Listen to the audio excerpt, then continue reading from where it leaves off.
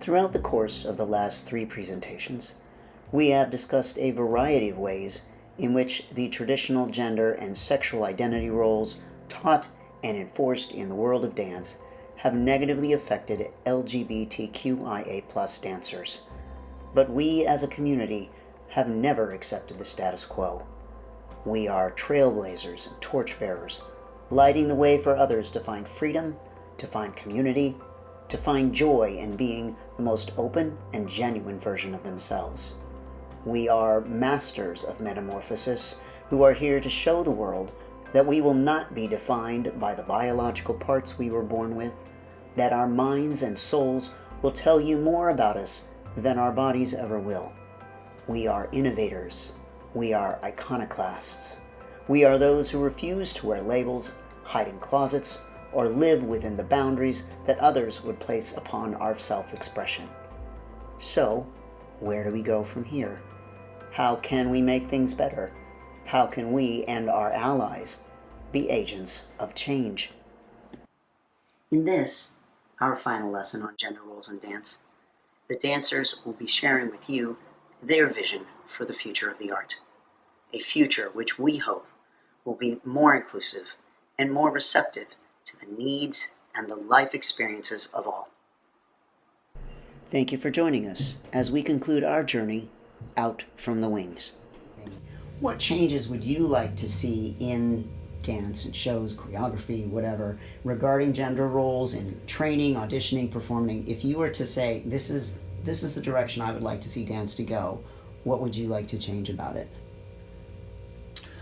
I think just open to everybody that is able to dance and be committed and hard work, and I think just seeing the people performing on stage on music award shows, to me those are like amazing dancers from what they do.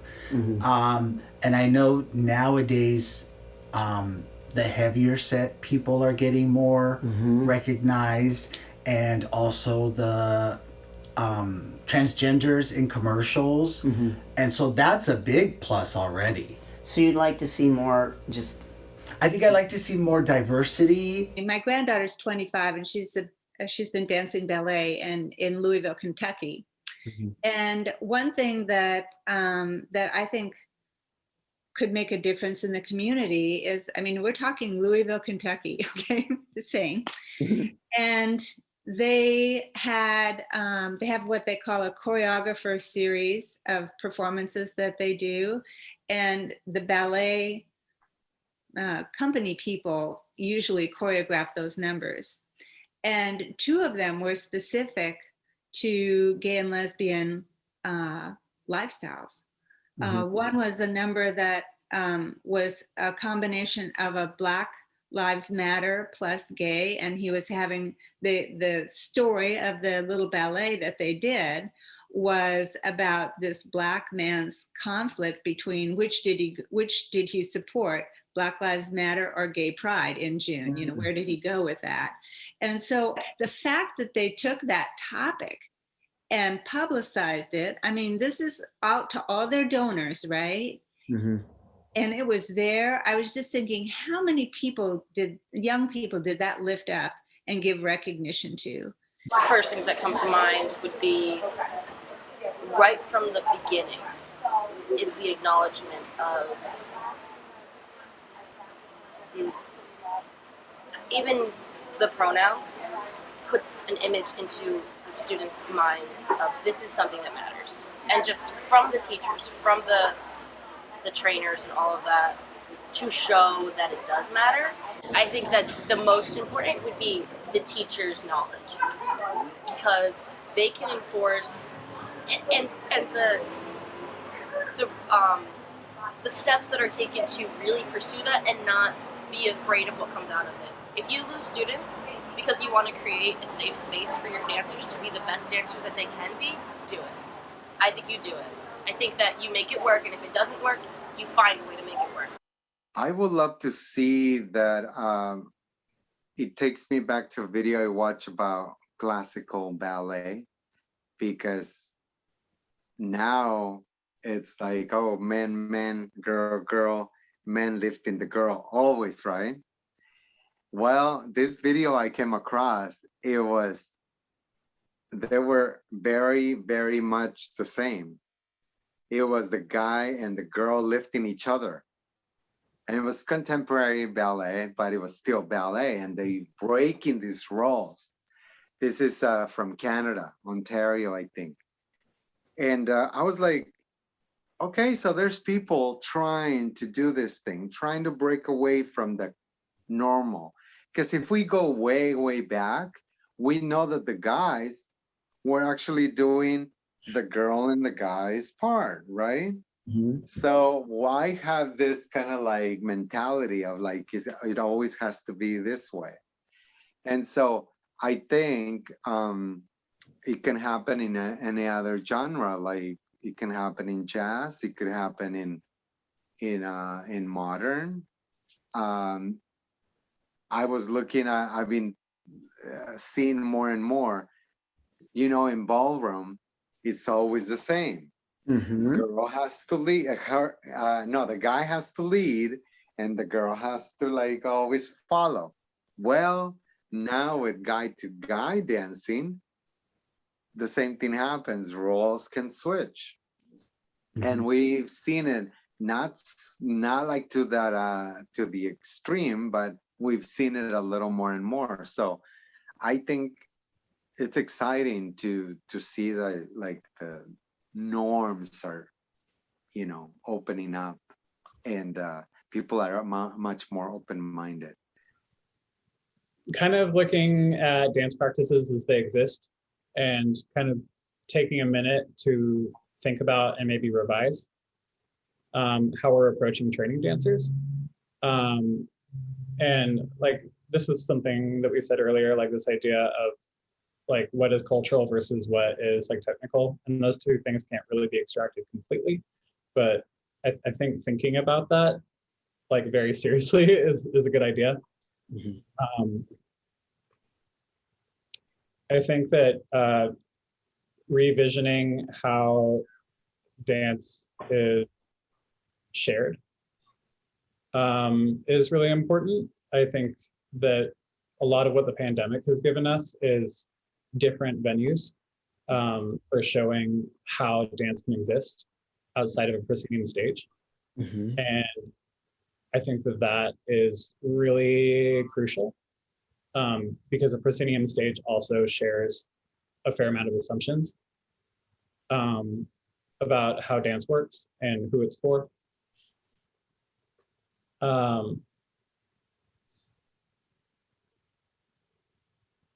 I think how we talk about bodies is a big one.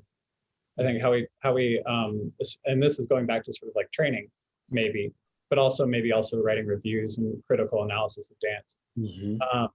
Like really paying attention to like what we're zeroing in on.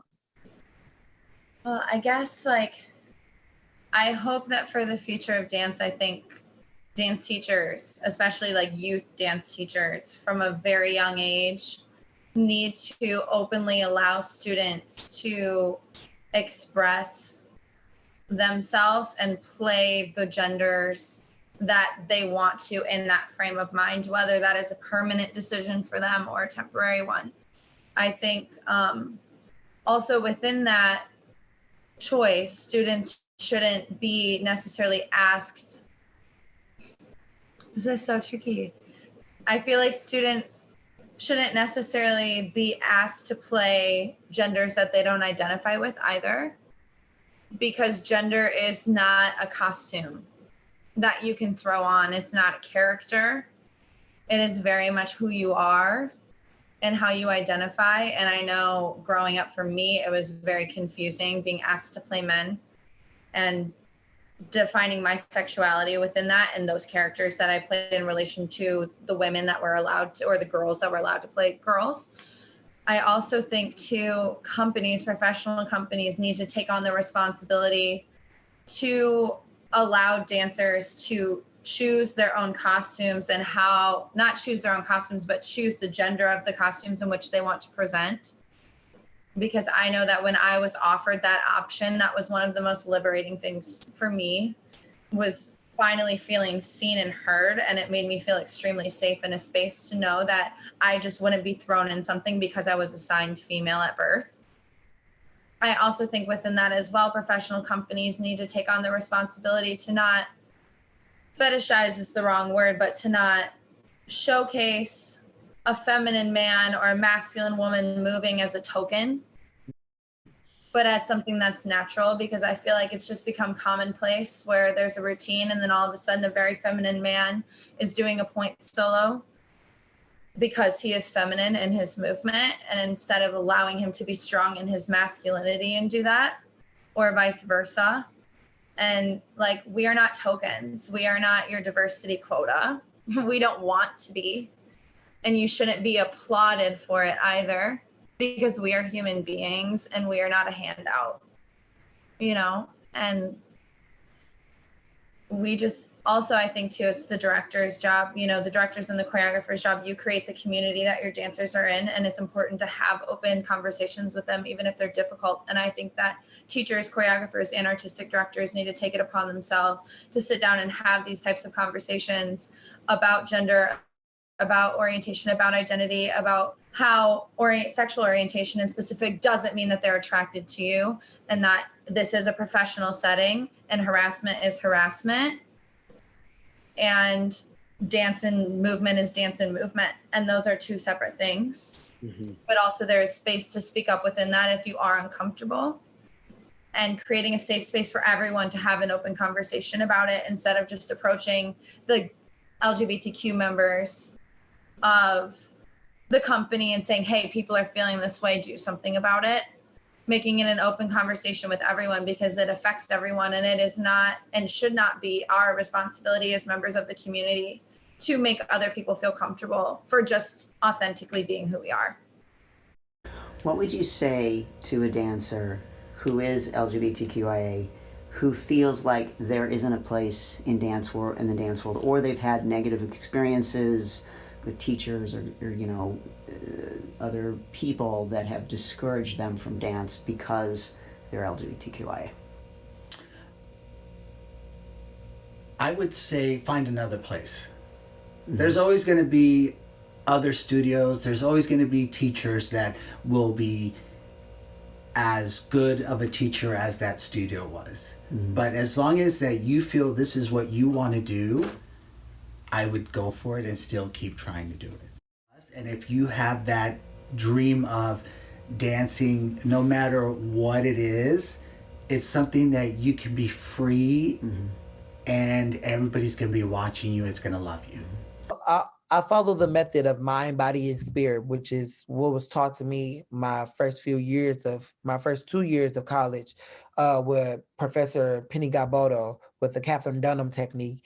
It is based off mind, body, and spirit. So always knowing your mind, who you are. That's the first thing. Know who you are and set yourself a goal. And don't track away from it until you accomplish it and add on to the next journey. I would, you know, I would think about this if they were my own child, really, and is find something. Start small, find something. Even if it isn't a gay group at first, just go out and learn some things, and, you know, keep looking, because you'll find it. As our series of lessons on gender roles in dance comes to a close, I would like to encourage you to continue to consider all the possibilities that lie in store for the future of dance.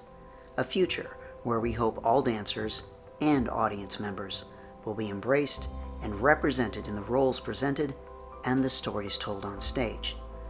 On behalf of my fellow dancers, I would like to express our gratitude for your having taken the time to listen to the accounts of our experiences and to consider our opinions. It is our sincere hope that we have not only helped you learn more about the limitations placed upon LGBTQIA+ dancers, but have also provided hope and encouragement to others who could be struggling with these same limitations. Thank you once again for joining us.